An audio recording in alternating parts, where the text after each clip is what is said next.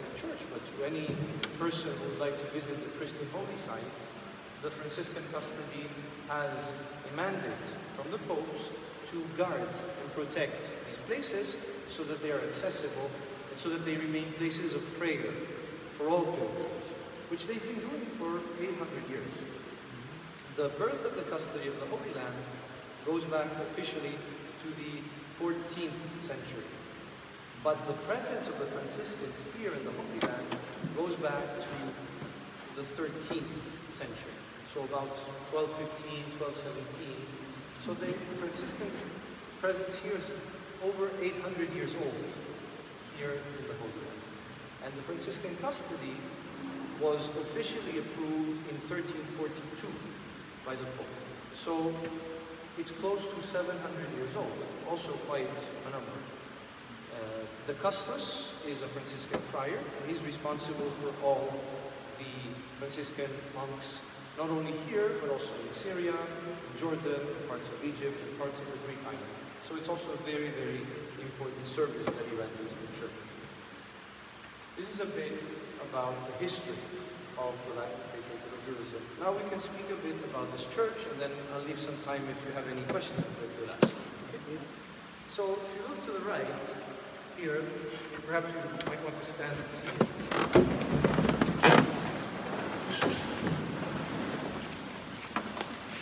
If you look up, you'll see a stained glass window about the adoration of the Magi. These are three kings who came from far away, who came to adore the child Jesus.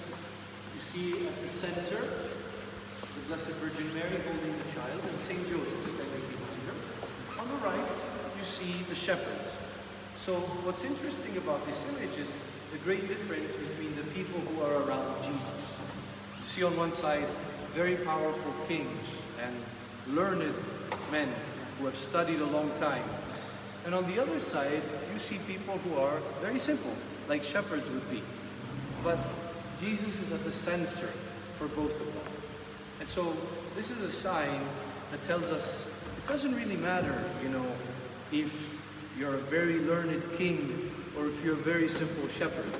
The important thing is that Jesus is at the center of your life. And so one question I always pose to pilgrims is, where am I today in my life with respect to Jesus? How far am I from Jesus? You see that in the picture, there are different distances from Jesus.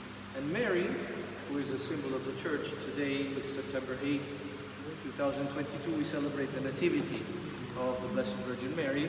Mary has the role of presenting Jesus to each of us, to each one of us. On the other side, you can see an image of the crucifixion. And again, notice different people around the center of the image.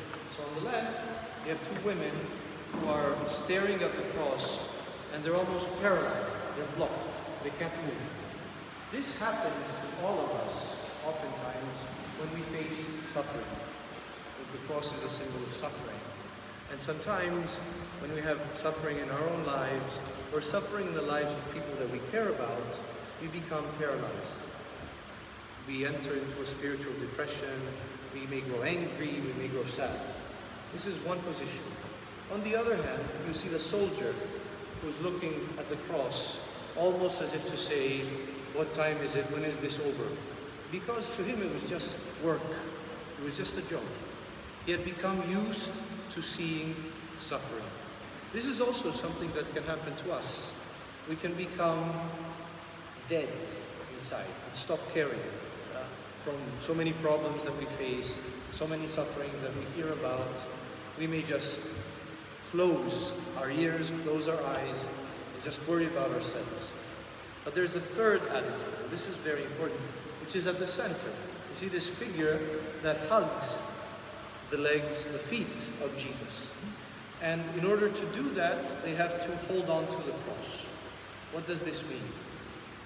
We find Jesus, we become close to Jesus in those very situations that make us suffer. Why? Because the situation that makes us suffer makes us little. It makes us small. It convinces us that we cannot do it on our own, that we need help. This is very painful. But it's the only way to find Jesus. And so this is what this image tells us. Here at the center, you see an image of the risen Christ. And also below, an image of the empty tomb. To the right, you see a soldier, a Roman soldier, covering his head. Imagine that was the soldier that was guarding the tomb. That was the soldier who had to tell Pontius Pilate, the tomb is empty. I'm sure that conversation did not go well, right? And so the news of the resurrection for this soldier was bad news. At times, the news of the resurrection, if we don't take it with the right light, can become uncomfortable to us. On the other side, you see people that are running away in fear. To them, the resurrection was something scary. And sometimes the work of God in our lives can be like that. God enters sometimes with much force, and He changes our plans. And sometimes the risk is we say, oh no, better to run away. Instead, there's a third group of people. You see them on the right. They're talking to one another. And I like to think that that's who we are. We are people who have not understood everything. We are people who still remain very human with all our sins, with all our weaknesses, but we have understood one thing, that we need to talk about Jesus. We have understood that it is important for us in our lives to look to Jesus. He is the key. He is the answer. He is who we are looking for. And so that is what helps us to move along the way of our life. And that's very important because it means having Jesus at the center and having His consolation with us. Behind us, we can see another image, the image of the Lamb at the center. And it's very important the theology of the Bible, the image of the Lamb. The Lamb is an animal that does not defend itself. It's very different from a lion. A lion is an animal that takes everything to protect itself. A lamb is an animal that gives itself up very meekly. Why is this important to us today? Because today, our societies teach us to become lions. They teach us to become powerful. They teach us to become the boss. They teach us to become the number one. And they tell us that if we become number one, if everyone does what we say, we will be happy. Okay? Well, if you look at your heart, you can see that there is blood coming in and blood going out, right? If one of these two stops, it means we have to go to your funeral, right? Because you cannot live without blood coming in and blood going out. What does this mean?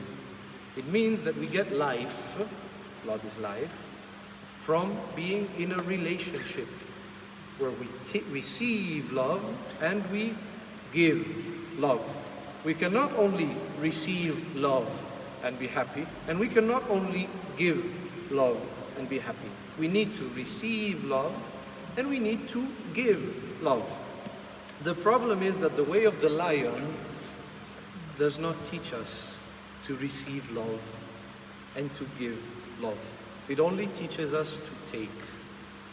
And so we need the way of the Lamb.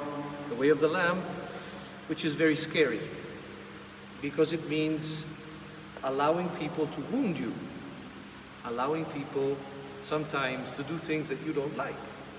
In the family, for example, we see this all the time with mothers. I see many of you are mothers. And when you have, a 15-year-old young man who's driving you crazy, it's not very easy to maintain peace in the house. Because sometimes you'd like to slap him and tell him, what are you doing? And he doesn't understand. The same thing with a girl. But sometimes as a mother, you know that You have to let your heart be wounded out of love for your child. And then the time will come when that child will understand. And when he understands, he will say, my mother loves me, my father loves me. And that will change his life. So to do this, we cannot do it on our own. We need the love of Jesus Christ. And this is the way of the Lamb. This is why we're in the church. The church helps us every day, because every day we can lose the way of the Lamb and turn to the way of the lion. Every day the church helps us through the gospel, through the brothers and sisters, through the Eucharist, through confession.